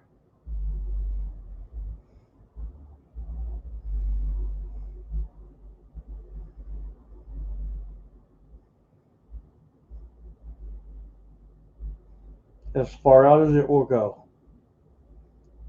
Don't force it. Stop right there. Once it slows down, just stop. And what I do, I know you guys can't see this, but just listen to what I say. Put it on dead zero.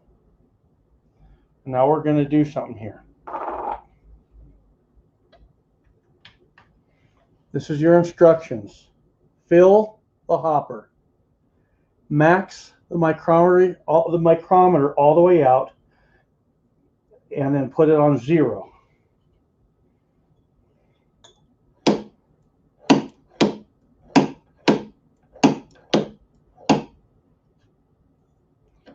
Uniform it.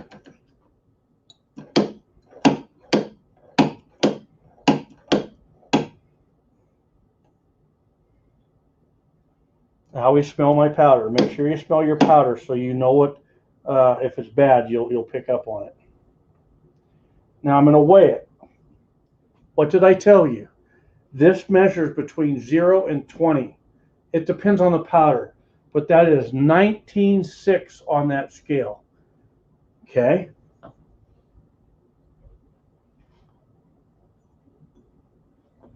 Now watch.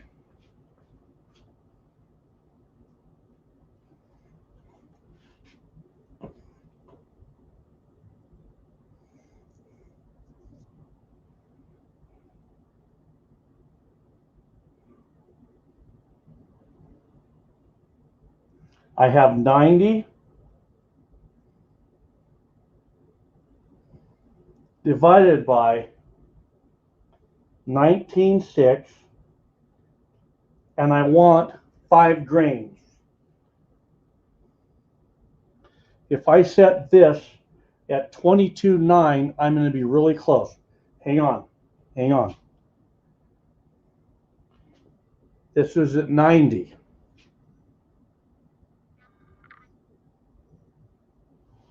Okay. 90 divided by 19.6. That's what we weighed. And now I'm going to times it by 5. That's what I want.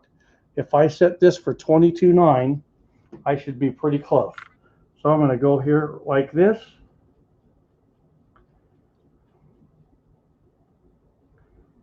I'm going to go 21, 22. I'm going to go, now 22.9, there's going to be a little room. I'm going to go about a grain over. There's a little bit of a deviation error. Now, because you did a gross adjustment,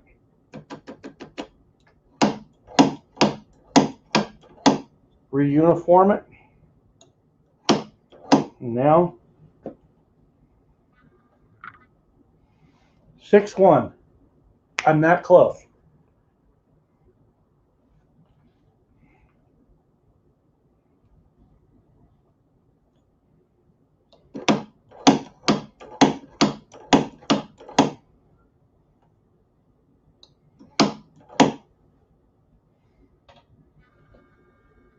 Five three.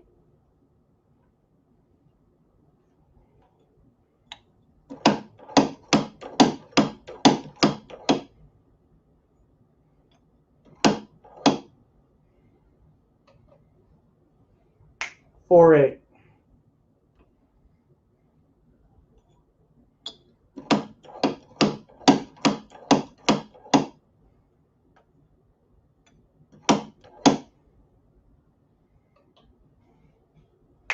$5.1. I'll take it. I'll take that all day long.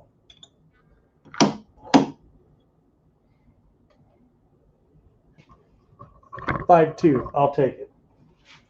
Are you kidding me? I'll take that all day long.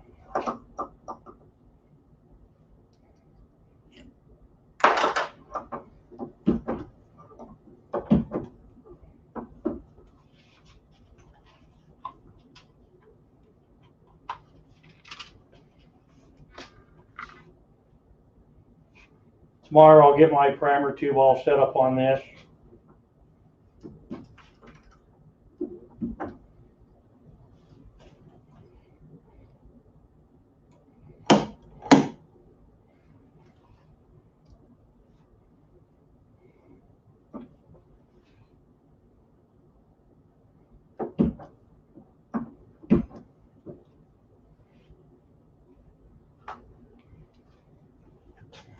Welcome to my world.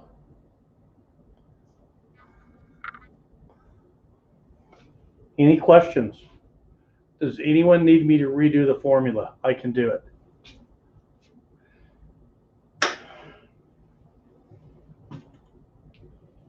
Make sure your primers are slightly below flush. You see how that's below flush? That's how you want that.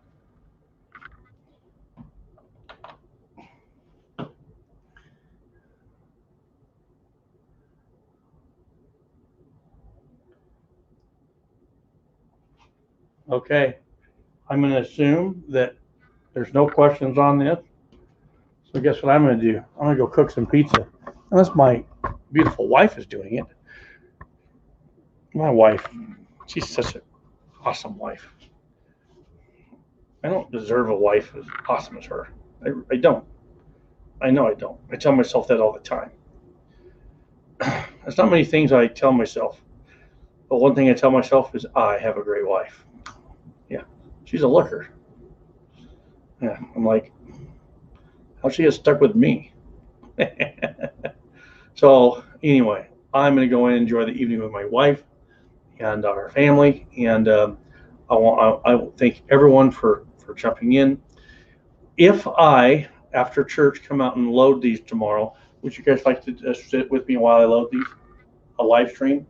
Just watch me go through the motions repetitively. I won't reset the dies up. I'll recheck. I'll revisit the powder. Running 5.2 for these. Would you like me to live stream it? I can.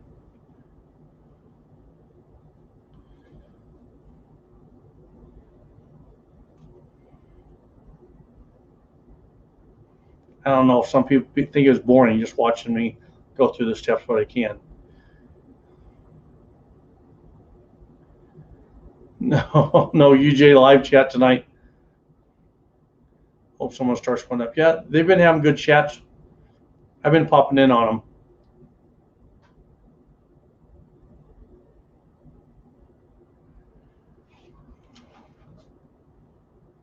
Thanks, Edison. Thank you. Drew's saying how. Thanks, Reb. Thank you. Thank you. Drew's asking me, how many times can you cut or slice powder before it will start to change the powder drop, void chamber, space, even though you will still weigh it? Every swipe cuts the powder on a manual.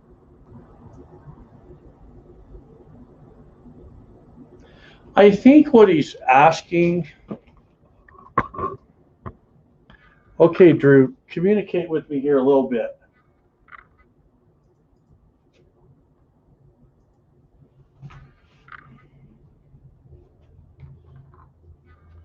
Are you asking me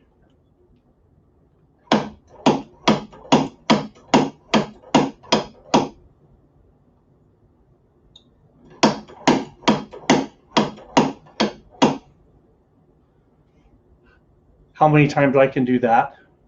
Is that what you're asking me? Because what this is this is uniforming the powder measure. What uniforming does is it sets you up to where it throws consistently. Anyone can dial that in for accurate. I can dial that in for 5 grains, but how consistent will it throw? No powder measure can reach consistency until you have it uniform. To give you an idea of what's uniform, uniform would be when the powder is fresh and you're using it. Non-uniform would be it sits overnight and it compacts. And the further down it goes, the more it packs. That is non-uniform. So in the morning, I'll come out here and I'll wake it up, kind of tamper it a little bit. I'll hot rod my handle a few times. And I'm good to go. You're not going to hurt that powder. Now, I see he commented more. He says, especially the stick powder type. I do it. I was running my benchmark for my 762 by 39. I was running my benchmark in that. I have always done this with my powder. A long time ago, there was something going around. It was about 2014. I was about a year in on my channel, and someone they got a hold of me and said, someone was saying you could take your powder, put it in a blender, and make it more fine. No, you can't do that. That changes the burn rate. Doing this may chop it. But one, you're not chopping enough in volume to really make a difference. And if you were sitting there until that whole thing ran through and you did that 4 or 5 times, but you'd be sitting there thousands of times, okay? How they do powder, especially extruded, is they put a deterrent on it. It's a coating. Think of it as time release, but in a temperature way. It has to get so much of a temperature, and then it all ignites. When the primer, okay, your primers, they have brisance.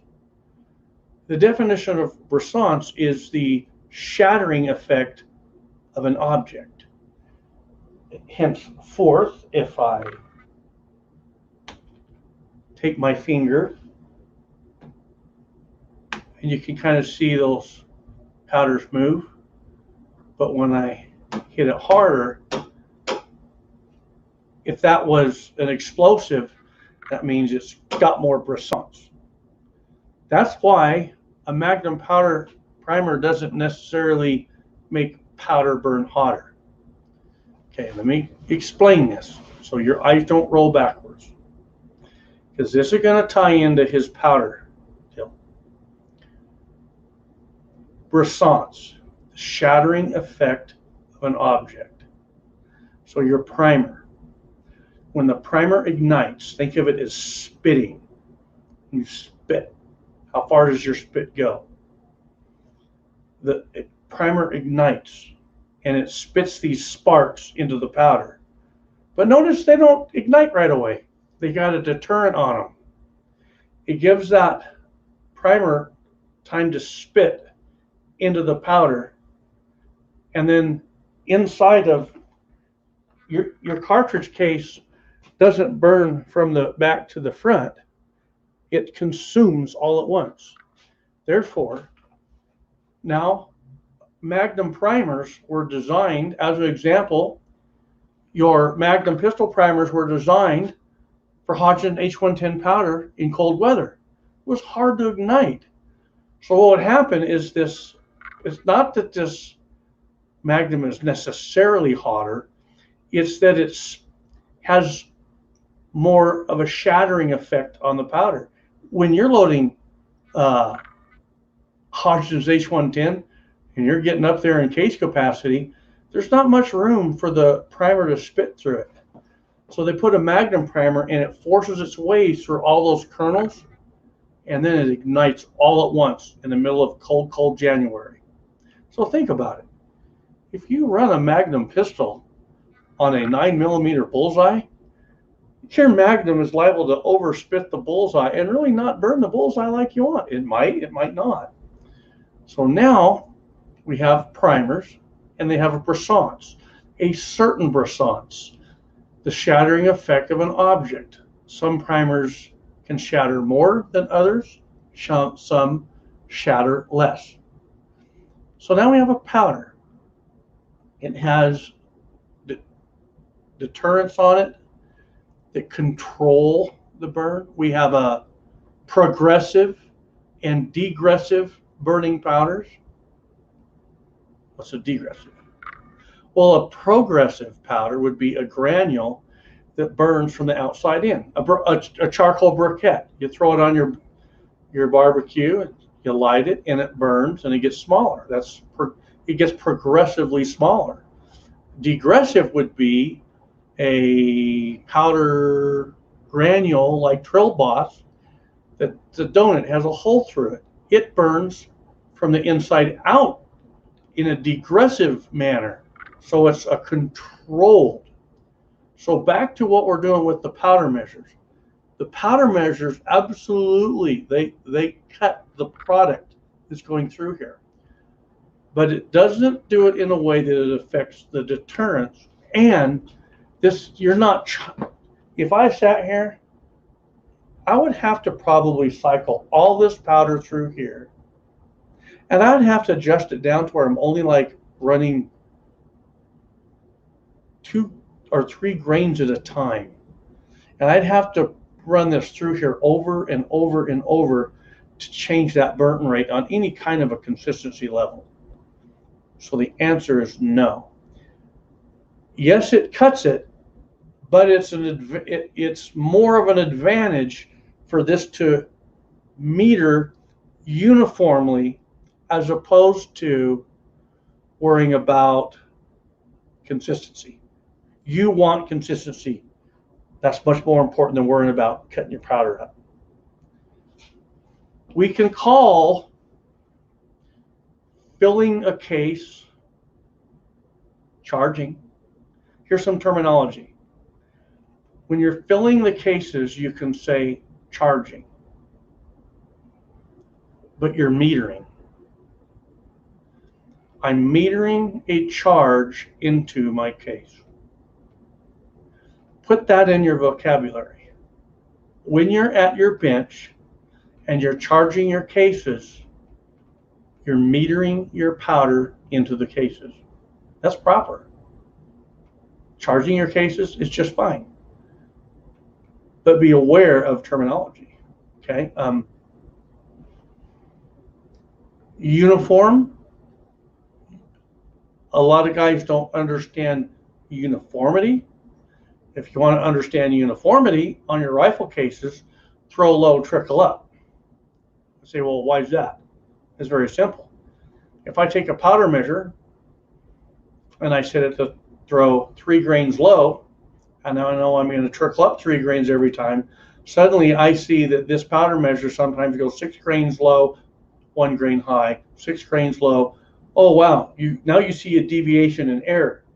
See, any powder measure can be set up to meter whatever charge, but not every powder measure will have a tight repeatability on it. You won't find tight repeatability until you're uniform. Once it's uniform, then you see what the repeatability is.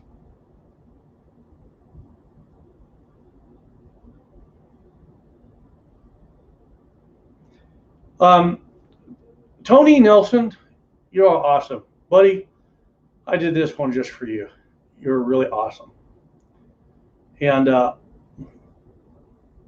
going to tell everyone something. Tony was really nice. He's the owner of Summit City Bullets. And he said, if I sent you some bullets, would you do a video for me? And I said, don't. And I'm working on a video for you. Actually, you're going to get 2 videos. One's killer. Well, they're both killer. Dude, thank you very much. MSB 9021, I'm humbled. I am very humbled. Thank you very much. But I want you to know, don't send me no bullets. I'm not in on the take.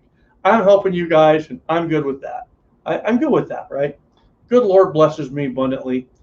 But anyway, you know, I don't ever measure the mouth of my cases to what I crimp them to. I just set my crimp die up to where it no longer has movement on the case, and then I add an eighth or a 16th past that, and I'm done. And that's it. You're awesome, man. You're a stand-up person, and you were like, gonna send me bullets. I was like, you're trying to grow a business. Go grow a business. You know, good Lord will you know what? The good Lord's going to provide for me anyway. I'm okay. So, if that answers your question, I can measure. I got one here. I can measure.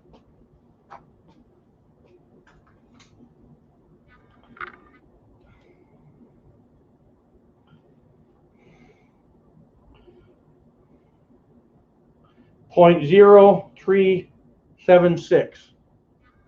0.0376.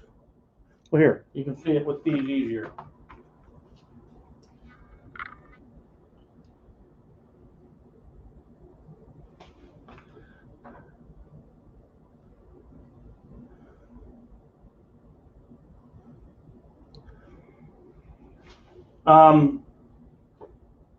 Well,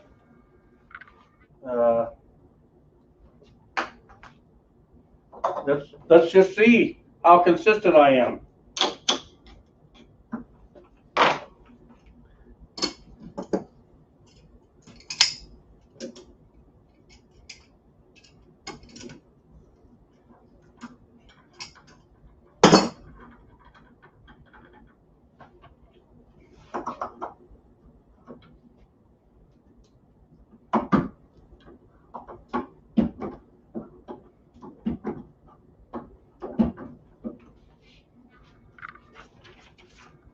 Yeah.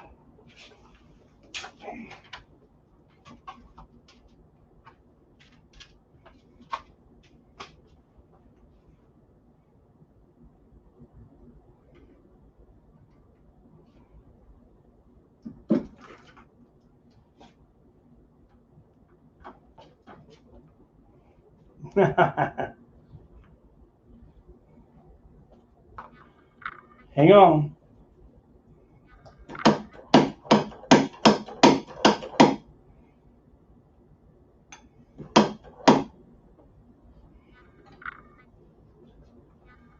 Oh, come on. Turn on.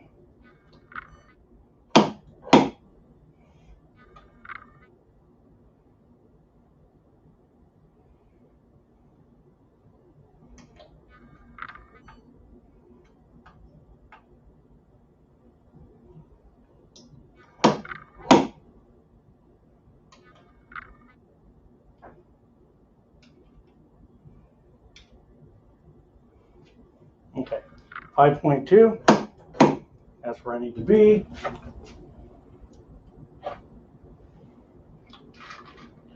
One of Summit City's awesome bullets. So, I'm going to reset my crimp die. I'll show you how to do it, and I'll remeasure it.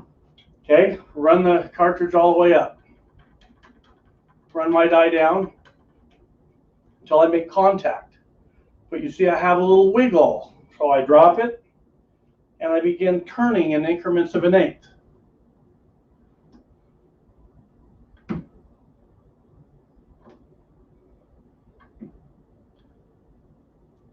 I got a little wiggle, not much. So now, just like a 16th. Yeah. So now, let me get my, so I can see my set screw. Now, I can turn it like an eighth. Tighten it down. Let me tighten this. And then I'll show you my measurement. And I know that's just my measurement because that's just where I put it. .376, the same.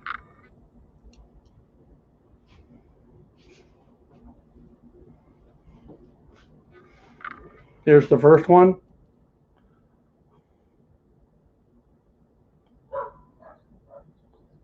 .376. There's the second one, .376. So I don't measure. I go by feel of the die. That okay. Now wait.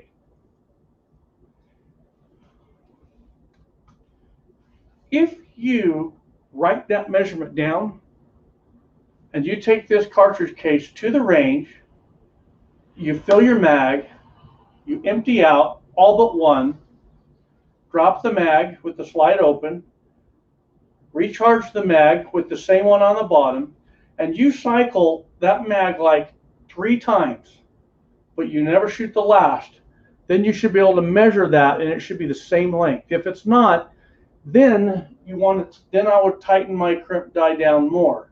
But I wouldn't necessarily put it to my calipers. If you wanted, because you had wrote down what it was, you could measure it for 1/1000ths tighter, but I go by turns. I go by 1/8 of a turn. That's how I do it. If I go to the range and it's not holding length, I go 1/8 of a turn more. I don't go another 1/1000ths. So that's how I do it, and it works. 6 of one, half does the other. So you're .377 to .378. We're right there.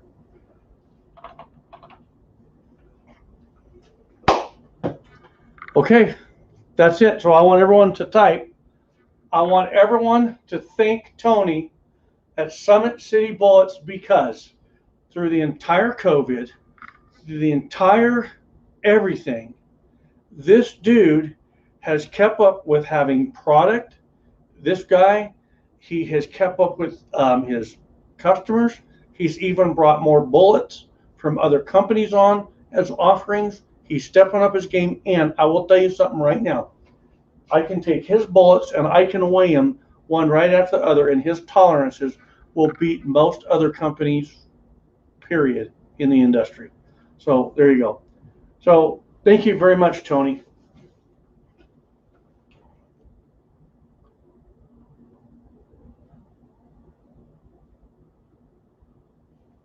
The 45s are nice, but I haven't shot any for a while, so I'm due. Okay, man, there's a good guy. I really respect Bobby Barlow. It's always good to see you, brother. It's good to see you. Drew Bradley. So Bobby Barlow's out. Drew Bradley's out. Uncle Milty, thanks, Tony. I like your bullets. Uncle Milty's out. Beveled Glass, thanks, Tony, for the 12% off today. He's running a 12%. I think it's going today. Go over there and get in on those. So Beveled Glass is out. Alaska One Andy is out. Ram 4x4 is out. Andy 79Z28 is out. Very good. We have 36 on. So I want to thank everyone. Tell you what, when I come out here in the morning, I'm going to strike this up. I'll have some coffee, and I'm just going to sit and reload. It might be boring, but you just see me go through the motions. You'll see me make mistakes, because no one's perfect. Well, Andy, right? And Walter. Walter's not here, but Walter is. So Kenneth Hayes is out. John Williams 40 is out. AR Gun 1776 is out. MSB 9021 is out. And thank you very much for the donation. It does not go without saying thank you. We appreciate it. And Paul Jackson is out. Okay, so here we go. God bless everybody. Hopefully, we'll see you in the morning with a cup of coffee. And we're out.